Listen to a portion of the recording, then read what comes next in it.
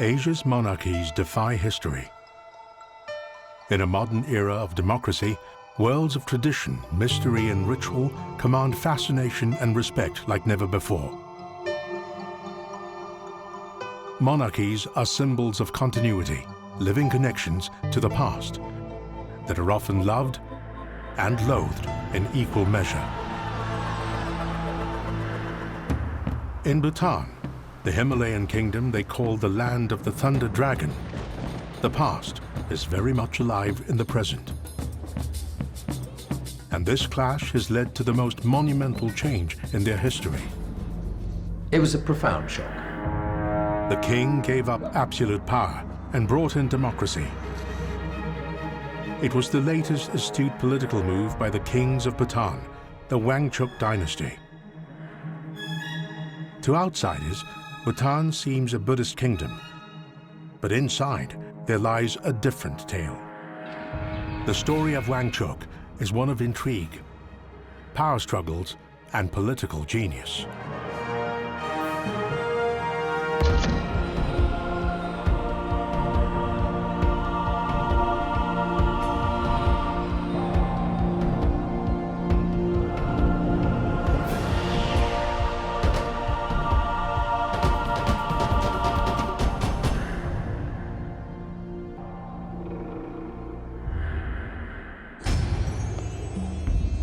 Bhutan is a tiny country, lying in the mountains and valleys of the mighty Himalayas.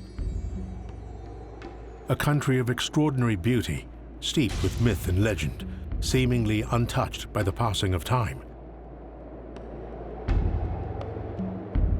It is known to the few visitors from the outside world as the last Shangri-La, and to its people as Drukyul, land of the Thunder Dragon. Like so much in Bhutan, its name arrived from an ancient legend. Almost 1,000 years ago, a Tibetan monk came to Bhutan to found a new monastery. As he laid the final stone, he heard a sound that seemed to him God's blessing on his work. A huge roar rushed down the valley, like a roar of a dragon, a thunder dragon.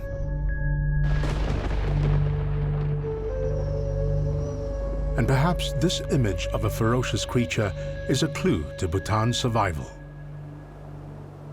Once, the Himalayas was covered by a mosaic of small kingdoms, just like Bhutan. One by one, they have disappeared.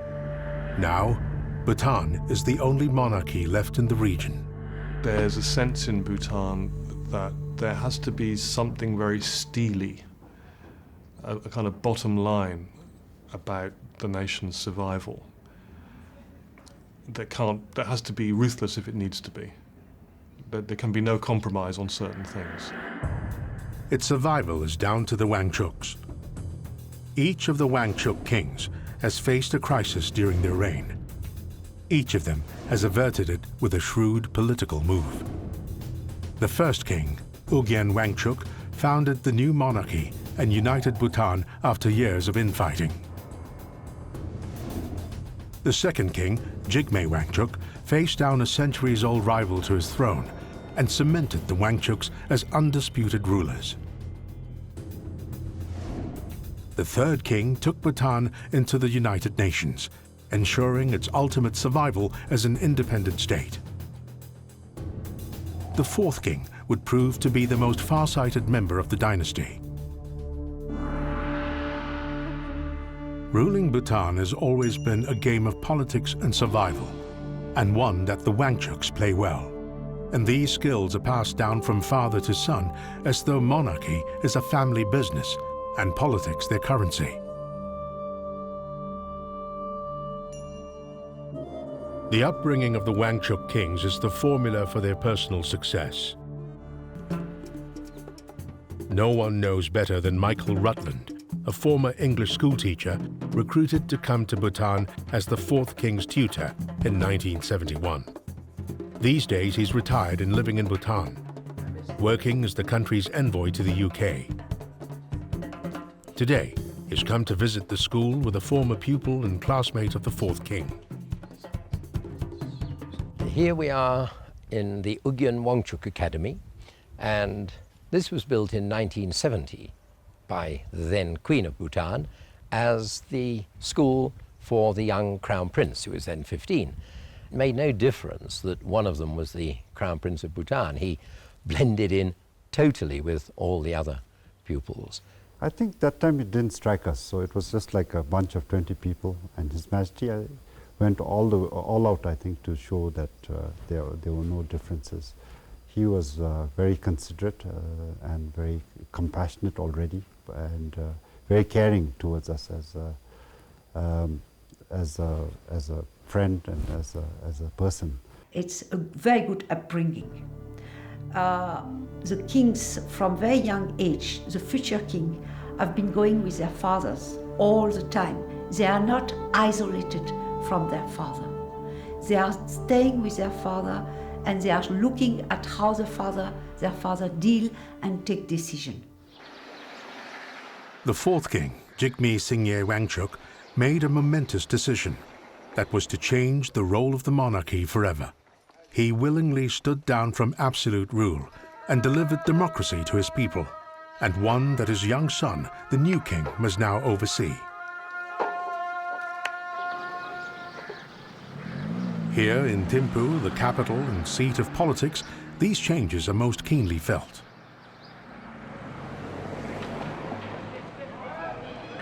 The people see the Wangchuks as both wise and benevolent rulers who have safely led the country through many changes.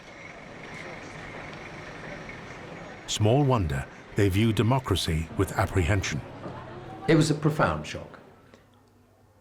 I think it's fair to say that in the 12 months following the King's announcement, if you had taken a public opinion poll, you would have had a 99.9999% vote in favour of maintaining rule by the kings.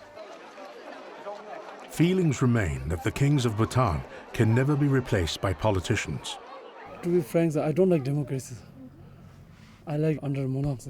In democracy, I've seen in many countries, especially our neighboring country like India, there are so many trouble going on with one nation, one people. We love our king very much. We consider him as the second Buddha. There are two things that unite the people of Bhutan: their reverence for the kings and their devotion to Buddhism. The religious values of Buddhism are everywhere to be seen, from prayer flags to spiritual monuments. I think the Bhutanese way of life, it's very difficult to really separate Bhutanese culture from Buddhism.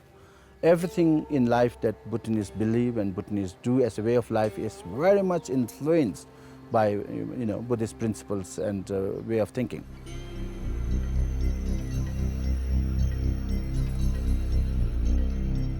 Today, there is a total solar eclipse, which happens here only once every 370 years.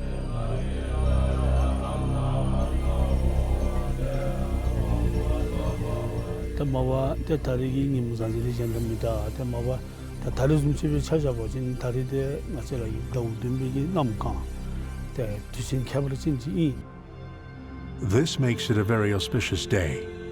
Religion and superstition are brought to the forefront.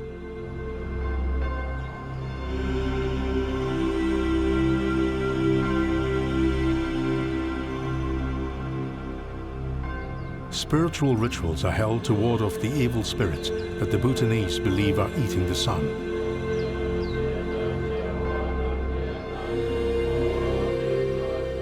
And of course, prayers are said for the royal family.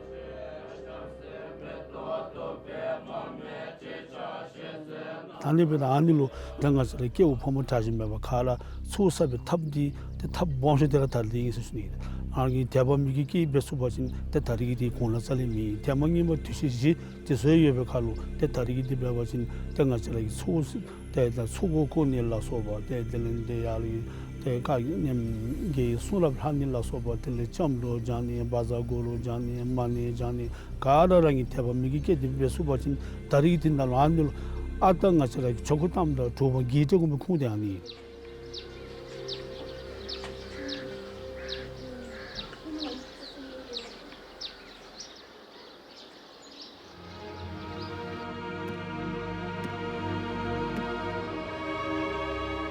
Nearby, in the house of the village elder, butter lamps are lit as they are every morning, and with special care today.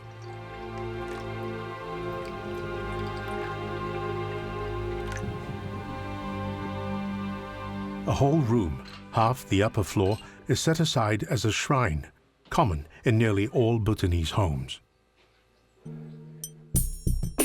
And right next door, in equal prominence, is a room dedicated to the kings. And this is not by chance. The Wangchuks were quick to cloak themselves in a national religion, recognizing the power of uniting the concepts of God with the crown.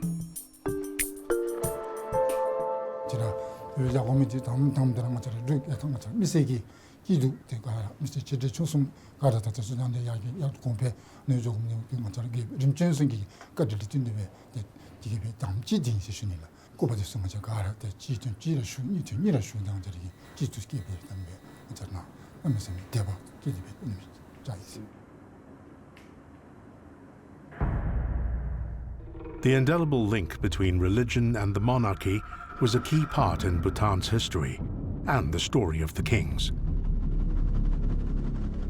But the image of a wise and brilliant dynasty handing out blessings to the people is only part of the picture. Like every monarchy, there is a dark side. Their rise to power was at the cost of others, for they were not the only rulers to have walked these valleys. Bhutan was once home to priest kings, Tibetan princes, and exiled monks. To understand the Wangchuks' rise to power, you have to understand the history behind them.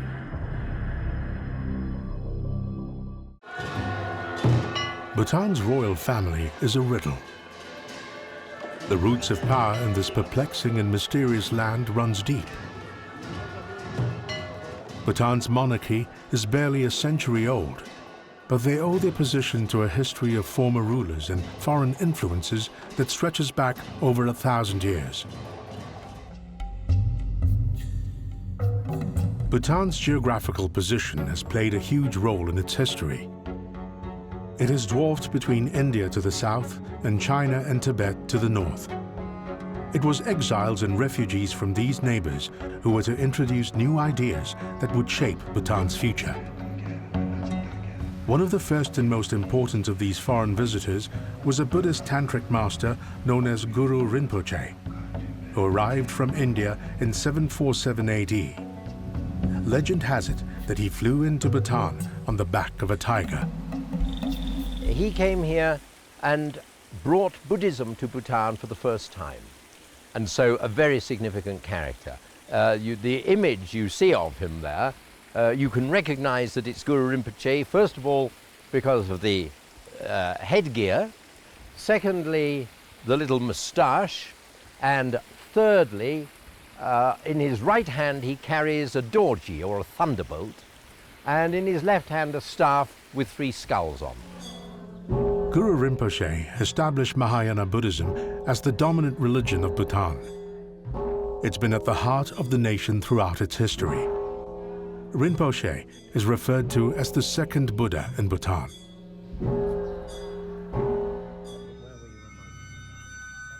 "800 years later, another foreign refugee was to flee to Bhutan. In 1616, a Lama, Ngawang Namgyal, arrived in Bhutan, seeking refuge from the political crisis in Tibet. He went on to become the spiritual leader of Bhutan. After a series of victories over rival subsect leaders, he took on the title of Shabdrung, meaning at whose feet one submits. The Shabdrung may have been a monk, but he had definite political plans for Bhutan, plans that would directly lead to the rise of the Wangchuk kings. Well, the Shabdrungs, the original Shabdrung, Ngawang Namgyal, was obviously a pretty charismatic guy. Came down as a refugee from Tibet, established his rule, this this Drukpa Kagyu sect of Tibetan Buddhism, built these huge fort monasteries in each of the major valleys, the dzongs that you can still see today. So established an infrastructure and a system of government that worked for the country.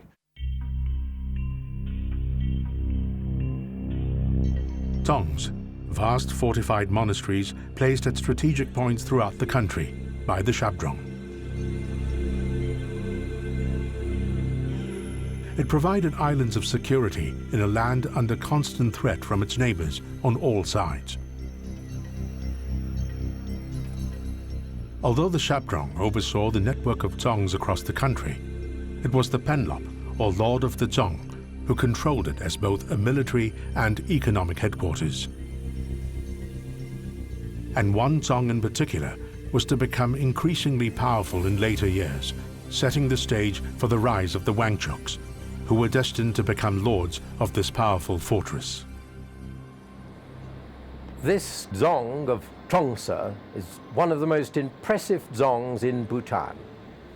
It was built in 1650 in the time of the Shabdrung, and it was the means by which the whole of the east of Bhutan was brought under the Shabdrung's control.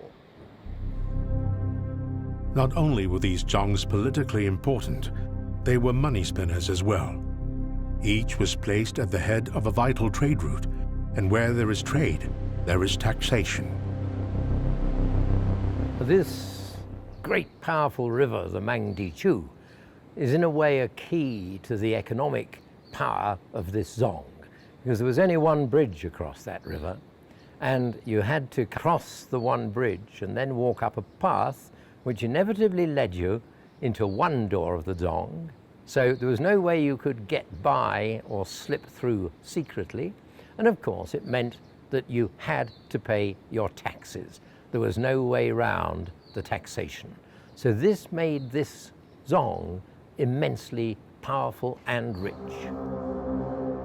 And it was the power of these dzong lords that would soon become a threat to the Shabdrung's rule. To maintain the Shabdrung's leadership, he needed to establish a line of succession, his own dynasty. As a Buddhist, he believed he would be reincarnated again and again and again. He would effectively succeed himself. It was this Buddhist concept that he believed would provide the answer to maintaining his rule. However, when he died in 1651, his court was left with a major problem: finding the reincarnated Shabdrung in his new body.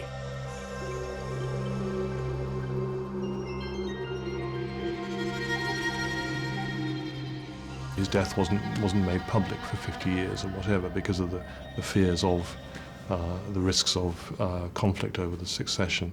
There was a dual system of temporal and spiritual authority, but the question of succession became increasingly fractious. Into the 19th century, Bhutan was in a condition of almost civil war for many, many years. The Shabdrung's leadership in Bhutan continued to weaken. In contrast, the lords of the dzongs would consolidate their own positions, growing in power throughout the 19th century. But it was the lords of the two greatest dzongs who saw their chance: the lords of Paro in the west and the lords of Trongsa in the east, the Wangchuks. It was during this time that the might of the British Empire turned its sights on this tiny kingdom. At the beginning of the 20th century, the British feared a Russian threat from the north and wanted to get to Tibet to establish an Anglo-Tibetan alliance. Ugyen Wangchuk, who became the first Wangchuk king, acted as an aide and an interpreter and a guide to the British as they invaded Tibet, or as the expeditionary force went into Tibet, gained the support and the favour of the British, was very well thought of by the British. The Anglo-Tibetan Convention of 1904 was secured, and Ugyen Wangchuk was knighted for his service to the empire. This further cemented his power, and he was able to put an end to the Shabdrung system of rule. He then took control of the civil administration of Bhutan. In 1907, an assembly of Buddhist monks and government officials gathered to establish a new absolute monarchy, with Ugyen Wangchuck as its first hereditary king. It is the wisdom of people that they came together in 1907 and they said, here is a man who's been tested through his family and through his service, his love for the nation and his bravery for protecting the country. So they elected him. He was absolutely, I think he was a consummate diplomat. Yes, although he was often barefoot, he was a consummate diplomat.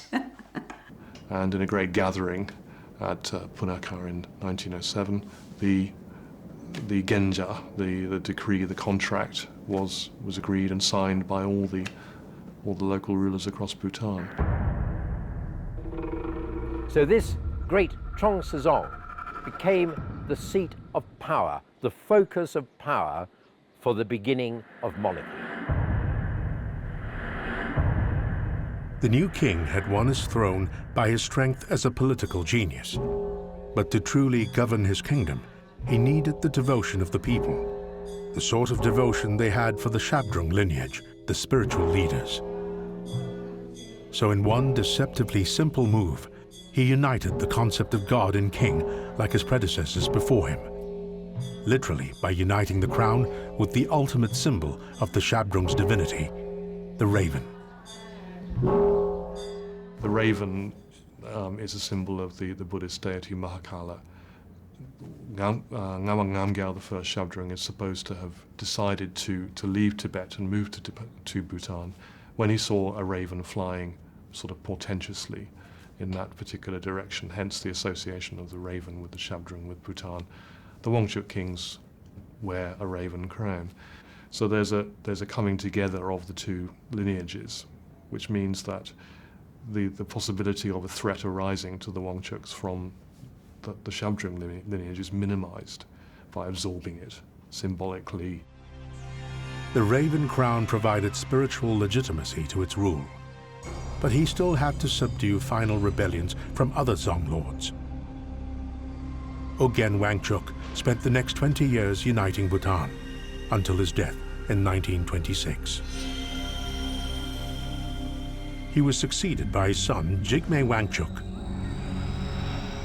During his reign, Bhutan's Dzongs were brought under royal control once and for all.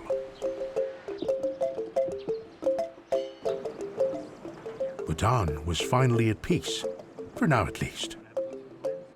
The new king was free to set about winning the hearts and minds of his subjects.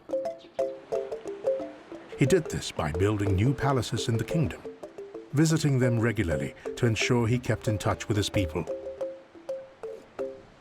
So this is Kungarabtan Palace, which was the winter palace of the second king. It was built in 1932 and lived in all the way through until the second king died in 1952.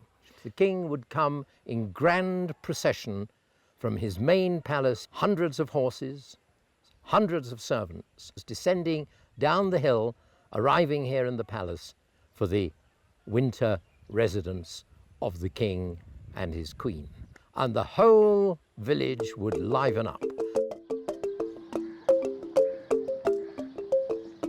Nebu Dorji was a young boy when the second king built his winter palace in the village. His annual residency was a party that involved the whole village.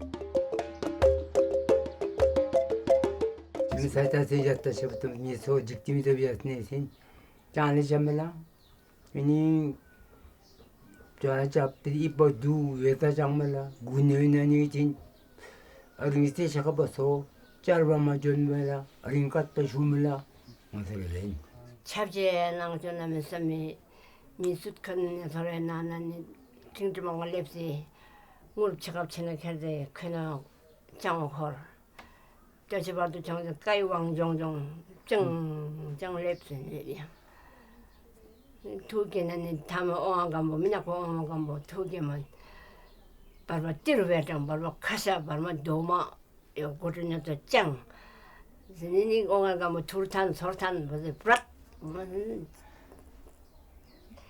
두 개에서 남성이 시작하셨던 아버지네.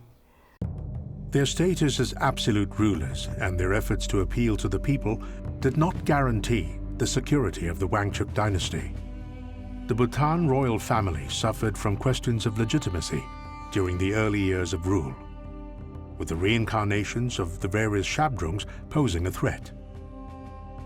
It would prove the greatest challenge yet to the Dragon Throne, but it would also show just what the Wangchucks were capable of when its supremacy was threatened. In 1931, the monarchy of Bhutan had been ruling for just 24 years, but they were not the only group with an appetite for power in the Dragon Kingdom. Jigme Wangchuck had been on the throne for just 5 years when the threat of the reincarnated Shabdrung re-emerged. Jigme Dorji, the 6th Shabdrung, challenged the Wangchuck's right to rule. There was an appeal made to Mahatma Gandhi in India by the then Shabdrung and his supporters to reinstate him to his former position. But in 1931, the upshot of this was that the Shabdrung was quietly done away with. The popular story has it using silk scarves. And this is actually recounted. This was always something that the Bhutanese sort of knew about but didn't speak of very much, or other kind of dark secret in the country's history, but it has actually been written about now by one of the queens in her biography of her father. It was a bold act. They dealt with the challenge decisively in true Wangchuck fashion. And for the next 2 decades, the second king ruled peacefully. In 1952, he died, and his son, Jigme Dorji Wangchuck, ascended to the Dragon Throne. Like his father and grandfather before him, the third king was to face a huge crisis that threatened his throne.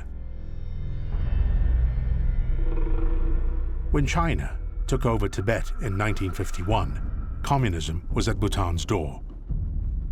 To the Bhutanese, who worked on land they didn't own and had no rights to, communism seemed an attractive idea.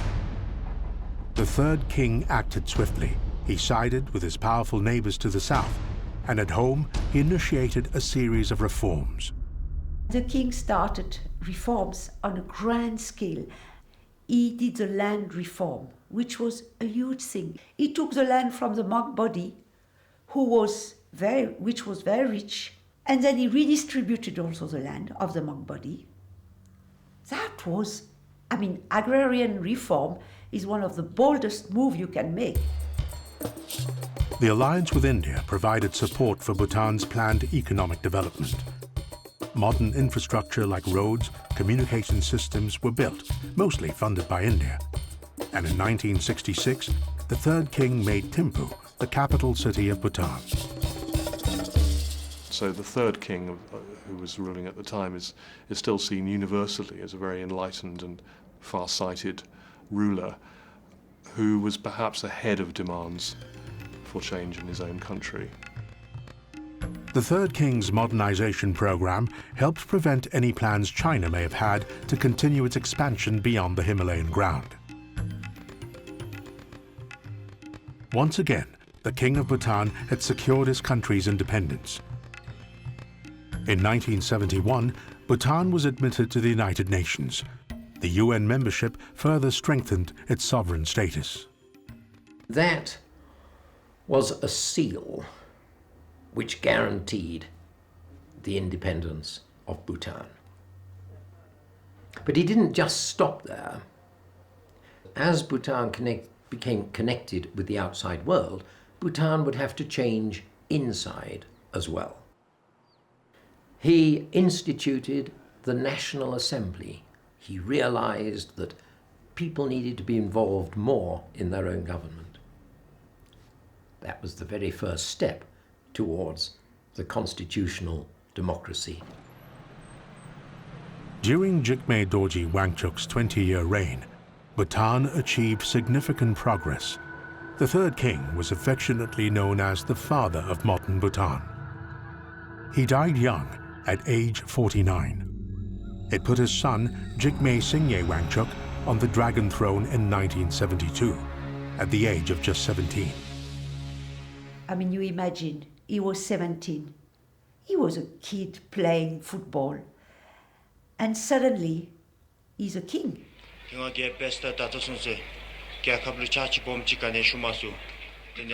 And from the start, the fourth king had been completely committed to Bhutan and its people, and to help Bhutan to change and modernize without giving up the uniqueness of the tradition and what makes Bhutan. Bhutan hit the world headlines in 1972 when the fourth king introduced an unusual national policy. The country's wealth was not to be measured in money, but in gross national happiness. Gross national happiness is now part of Bhutan's brand. Political leaders who want to appear radical come to Bhutan hoping that some of the political magic will rub off on them. Economists and planners the world over have attempted to formalize and measure gross national happiness and apply it outside Bhutan. It's a mantra that is as much mocked as it is worshipped. Bhutan's politicians have to fight hard to keep it meaningful and relevant to the country's progress. We interpret happiness as not as pleasure, as it is widely interpreted, but as a much more profound sense of contentment, which lies inside. That's where you look inside. If you accept that, gross national happiness, therefore, becomes a responsibility of the government or a mandate of the state to create an environment where citizens can pursue happiness. That's, in essence, gross national happiness. Bhutan had successfully sold an image of itself to the outside world as a Buddhist Eden, the land of happiness. But inside, it was facing an identity crisis about what it meant to be Bhutanese. Bhutan is an ethnically very mixed country. There are three main ethnic groups and lots of minor ones. No one group has an absolute majority in terms of their numbers. The Ngalong are the people of the north and west of the country from which the king comes and most of the ruling class. The population along the southern border of the country is mainly of Nepali origin and are relatively recent immigrants. Probably came to the country between 1865 and 1930. This ethnic mix had not been seen as a problem until a large population of Nepalese speakers from the south started to gain influence throughout Bhutanese society.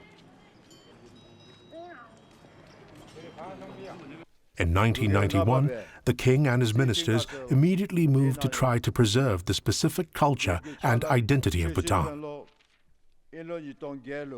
And suddenly, almost very quickly, over about a year, a whole lot of legislation came in about marriage, citizenship, land ownership, and then the wearing of Bhutanese national costume in official places. Even today, school children wear the national dress. For men, it is the go. It goes back centuries as the formal attire of the Dragon Court. Bhutan's Drukpa heritage is part of its national identity, reinforced by the monarchy and the upper crust of Bhutanese society. I think it was very, very important that His Majesty the Fourth King did this to inculcate into our youth and our future generations that, hey, we can't lose our culture to a gene culture. We must be Bhutanese, first and foremost. Irrespective of what part of the country you come from, we must all now think to be Bhutanese. To maintain your culture, respect your culture, your religion, your elders, respect for elders, but teachers. This are Bhutanese Buddhist values. I think those are the value systems which keep us going. Despite all these measures, it was still felt that the purity of Bhutanese culture and identity was under threat. Their answer was to hold the census. It defined how Bhutanese you were. If you weren't Bhutanese enough, you had to leave. In 1988, the government of Bhutan conducted a census across the whole of the south, and a large number of people who had considered themselves to be full citizens with citizenship cards and so on became less secure in their minds about their right to remain in Bhutan. and these directly targeted the Nepalese speakers in the south. When this political tension erupted, large numbers of them were afraid, either because a member of their family had been arrested and they didn't know where they were, or because they were being harassed by security forces from the Bhutanese government who was telling them leave the country, and also because they were coming under severe pressure from their own kind to take part in demonstrations and activities against the Bhutanese government, and were being coerced with threats and, with violence from there. So people were caught in the middle. In the 3 years after the census, the southern Nepalese began to flee to refugee camps in Nepal. 1991, 1992, and at the peak of this migration, around 600 people a day arrived in refugee camps in Nepal. They brought with them their tales of torture, rape and violence by the Bhutanese authorities. At first, the international community gave little credence to these horror stories. They could not believe that Bhutan, the last Shangri-La, was capable of such violence.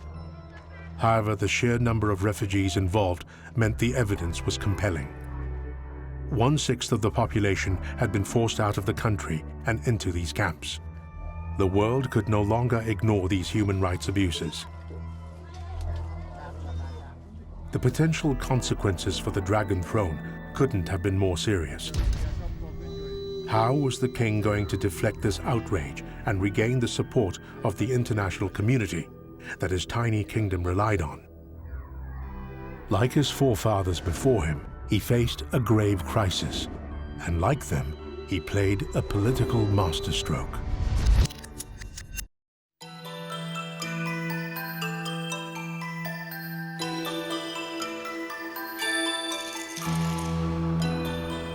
The Himalayan kingdom of Bhutan counts itself blessed.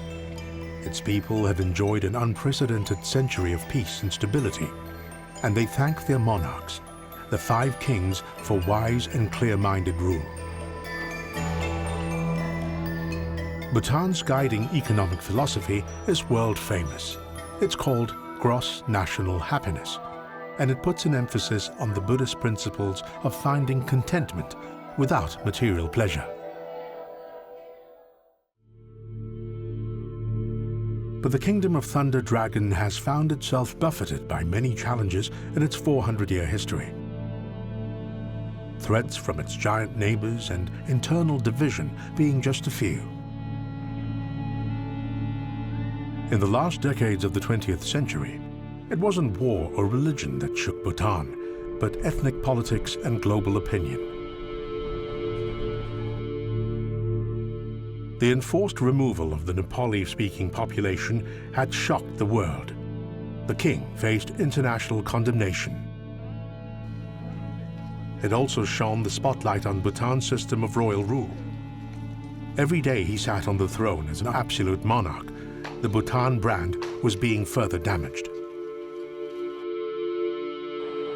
But in typical Wangchuk fashion, he had a plan. In the background, he had been slowly modernizing Bhutan's political system.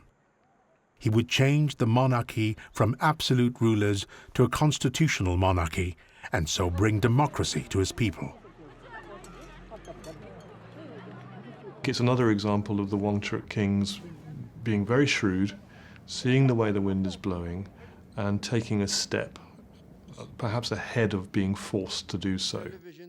Throughout the 1990s, he strengthened the powers of the democratic organizations, and in 1998 even gave the cabinet the power to sack him. Strangely, the greatest obstacle to the introduction of democracy was the people themselves.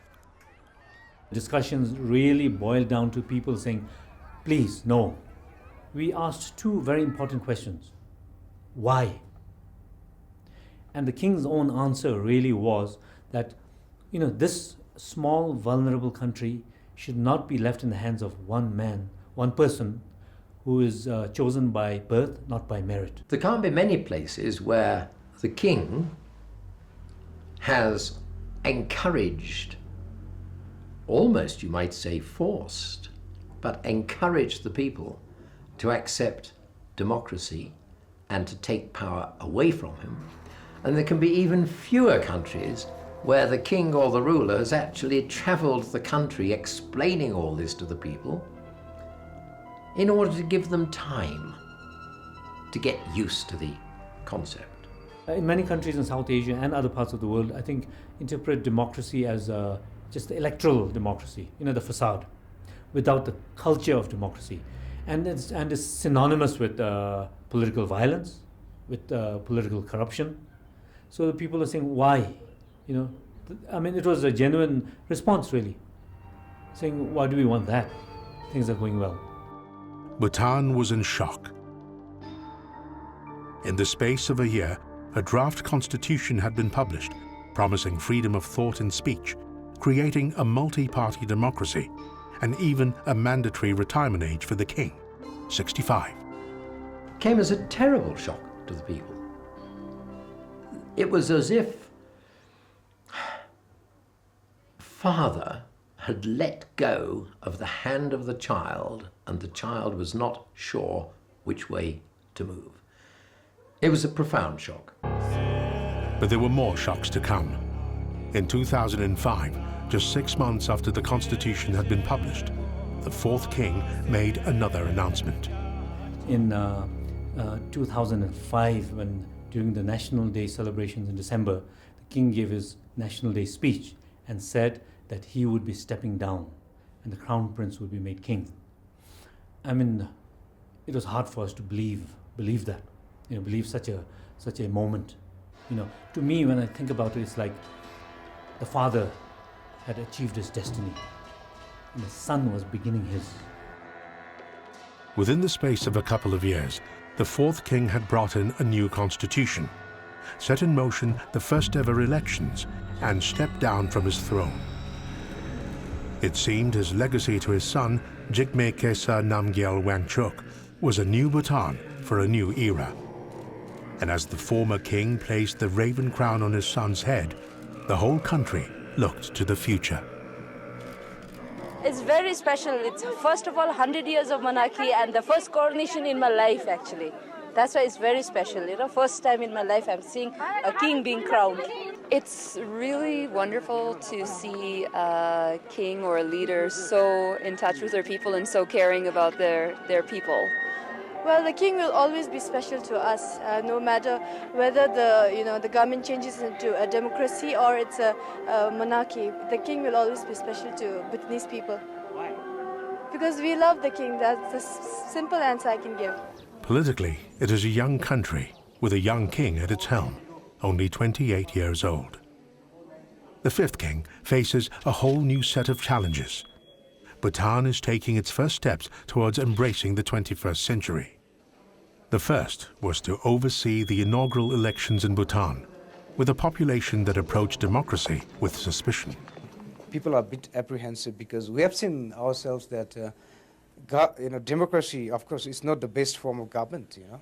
It just basically, I think, broadens your choice of governance. But it doesn't necessarily guarantee prosperity. It doesn't necessarily guarantee, happiness. It's a democracy in the sense that people vote. It's not a full democracy in the sense that when they vote, they can only really vote for two parties. And when we look at the leadership of the parties, they're clearly people still who are close to the royal family and the palace. So the dirty business of politics is left to others. The introduction of the democratic system was carefully managed by the fourth king in order to maintain the revered status of the monarchy and the relevance of the king's position in today's world. I think in terms of providing emotional and psychological security to the people in times when even Bhutanese democracy may go through upheavals, I think the king will play a very important role, as he does even now. But at the same time, the king, does not interfere in the direct governance of the country. But he is there. He will always be there, a presence that will also ensure that those who are in power conduct themselves well in the larger interest of the people. I think he will always be the most powerful moral, ethical force in the country. That it is one thing to love your country. Jigme Kesa Namgyel Wangchuk has huge shoes to fill and an extraordinary legacy to live up to. Now, we've worked very hard, and today we can proudly say that the system that we've built, the unique and profound constitution that we've drafted, are as strong and as sound as possible. We are off to a very good start. Our democracy... It is a time of transition for the monarchy. Its future will very much depend on the young and untested king. The ideals of democracy. I think the essence of Bhutanese monarchy itself will not change, because it's the relationship between the king and the people. You know, the king bestows his kindness on the people, people submit their loyalty to the king. And that is what we call the Bhutanese system. What has happened here is that simultaneously, at the same time, the king is not head of government, meaning he doesn't do the day-to-day planning of roads, schools, hospitals, and he's actually brought in a system, you know, called a democratic government, you know, system including parliament and the judiciary and all that, to actually perform that part of, you know, governance. And whereas the king is there, still very much there, in touch with the people. So the king's strength actually still comes from the will of the people, love of the people. In village Bhutan, where most of the population lives, the earthquake of democracy has made little impact. Life goes on as usual, and the consensus is that if the king wants democracy, then who are the people to argue? And in the temples around Bhutan, the monks go about their daily business much as before, administering to the spiritual needs of the people. And Thimphu's increasingly affluent and educated middle classes still enjoy a day out at the shrines and temples on the city's outskirts. Bhutan's culture is a village culture, and its monarchy is part of the everyday life of the village. I think one thing to appreciate, this is quite a small country with quite a small population. It's almost true to say everybody knows everybody else. Now, this makes it a family. And I think if one lives here or stays a long time here, you become acutely aware of how much a family it is. Well now, as king, your father, you have a duty to the people, rather like the duty of a father to his children. And because it's a small country with a very family atmosphere, that sort of familial duty is very much reinforced. The close ties between the royal family and the people can be seen in the sports they play. The sport of kings, archery, is practiced by Bhutanese subjects with the same enthusiasm as their ruler.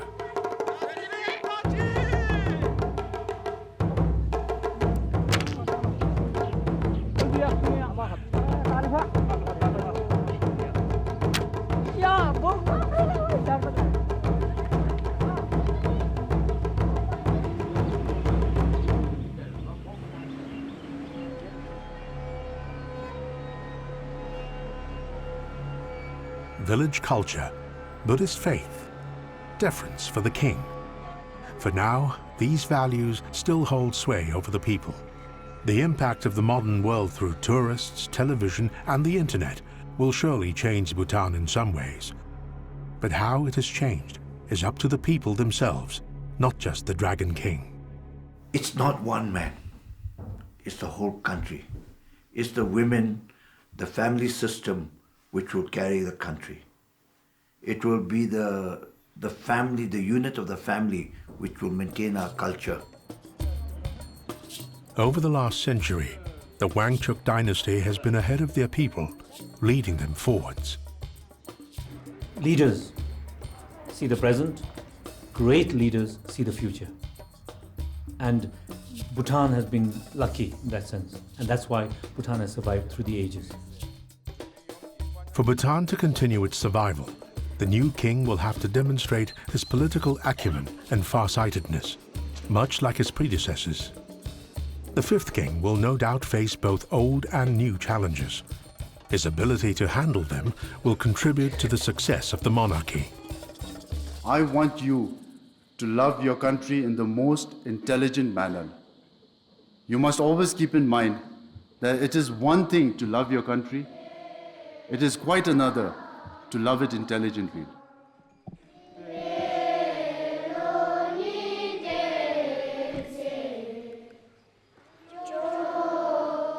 The future of Bhutan's monarchy now rests in the hands of its young king. But more importantly, it rests in the hands of the Bhutanese themselves.